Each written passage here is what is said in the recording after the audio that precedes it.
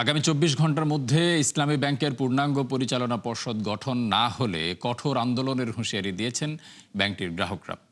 সকালে ইসলামী ব্যাংকের সামনে থেকে বিক্ষোভ নিয়ে কেন্দ্রীয় ব্যাংকের মূল ফটকে অবস্থান নেন আন্দোলনকারীরা।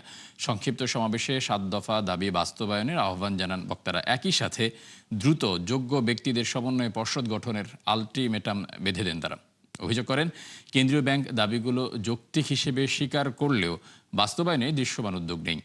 কেন্দ্রীয় ব্যাংকের মুখপাত্র জানান, দ্রুত সময়ের মধ্যেই গঠন হবে পর্ষদ, কোনোভাবেই রাজনৈতিক হস্তক্ষেপ যেন না হয় সেদিকে নজর রাখছে নিয়ন্ত্রক।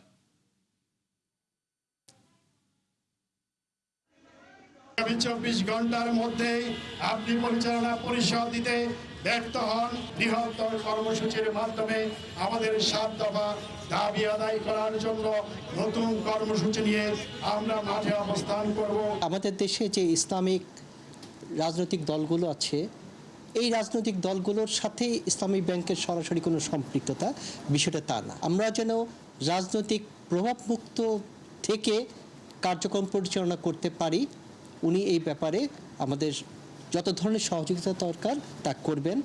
ইসলামী ব্যাংকের ক্ষেত্রেও একই বিষয় প্রযোজ্য।